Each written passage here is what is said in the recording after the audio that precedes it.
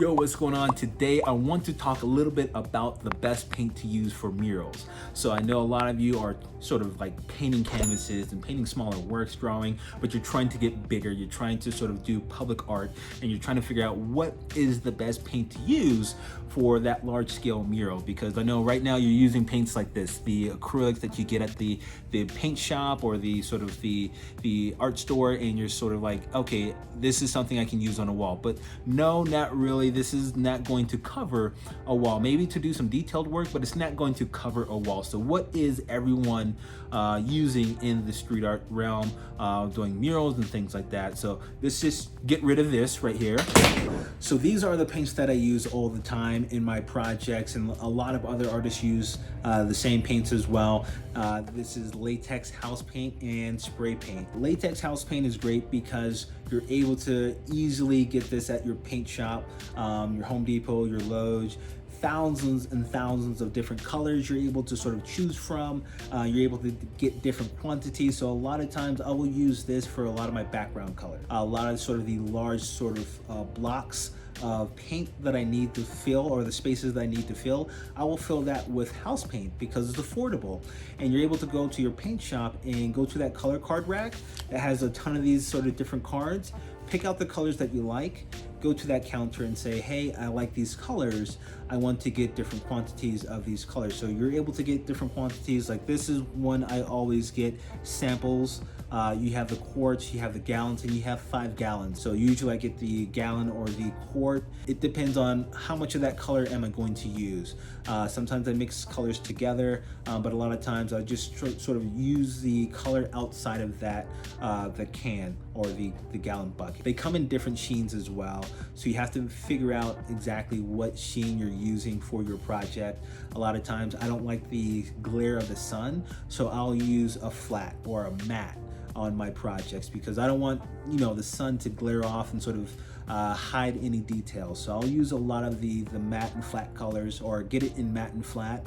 So you have to make sure that whatever finish that you're using in one color, you sort of keep that consistent in the other colors that you're getting. And because they come in different brands, they come in different qualities as well. I love using the Behr sort of line of paints. The Behr Premium Plus is like their standard. They also go up to Behr Marquee, which is like their best quality paint, because I don't want to have to sit and do a ton of coverage or a ton of different coats just to get that sort of consistent opaque coverage. So the Behr Premium Plus is one that's super affordable and covers really well. You can also do Benjamin Moore. This is a really great product as well, but there's a ton of different ones. I always tell artists to avoid the glidden. Like I said, you don't want to have to sort of sit there and keep trying to cover, do multiple coats on a wall just to cover something. You want to sort of have it one and done. So I tell a lot of artists to avoid getting cheap paint, and glidden is one of those paints that I usually avoid. So that's just like a tip right there. The other sort of paints that I use are spray paint, and spray paint is something that I started out with when I started getting into larger scale work. So it was going from spray paint to latex. So I tell a lot of artists, if they haven't used spray paint, start with latex and then sort of gradually get into spray paint, because it's a real art form to have to learn. You have to practice and practice and practice, because you can go really, really wrong using spray paint. And it's not the spray paint that you get at Home Depot, like the Rust-Oleum. Even though you can paint with that, I sort of tell people to practice with that. But when you're sort of now trying to scale up and sort of do detailed work, it's time to get into sort of the artisan spray paint. And these are the brands that I've used, the Kobra, the Montana Gold, and the Montana 94. And they all sort of have different characteristics. All of these are low pressure, but you also have high pressure paint as well, or spray paint as well.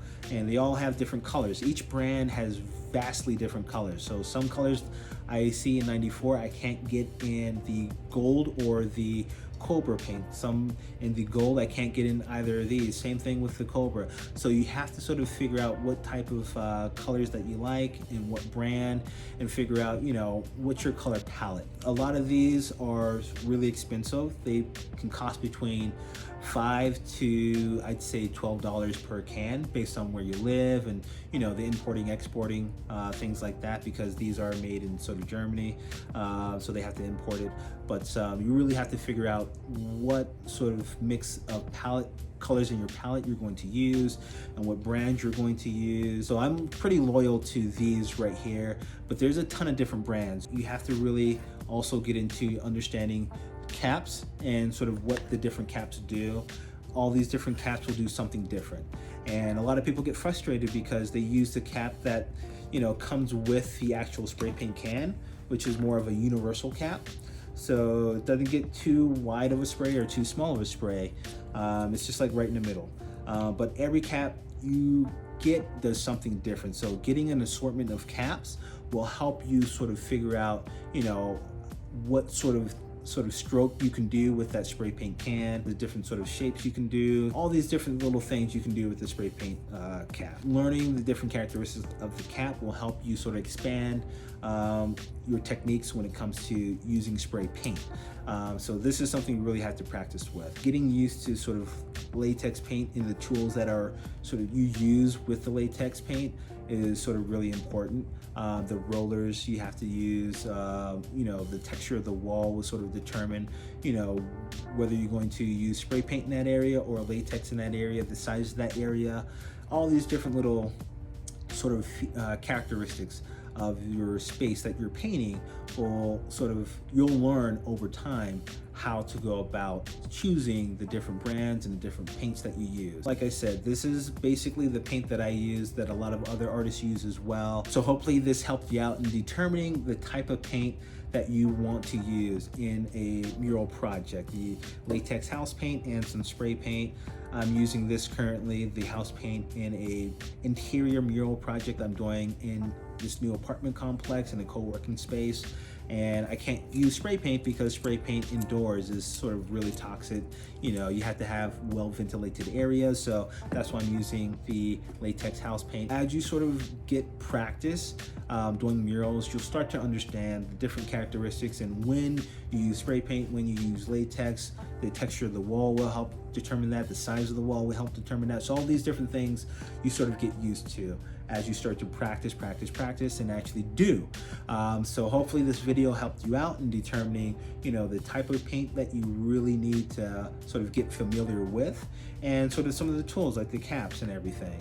I'll have more detailed videos on each of these and how I use them in sort of my mural project, so it helps you sort of get familiar with the characteristics and tools and tips and everything. So definitely look out for that, and like and subscribe if you like this video, and hit that bell notification so that you're notified whenever I do videos.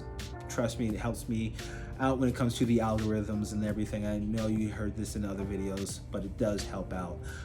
So hopefully, like I said, you like this video, and I will try to keep making more of these, and I will check you next time. Peace.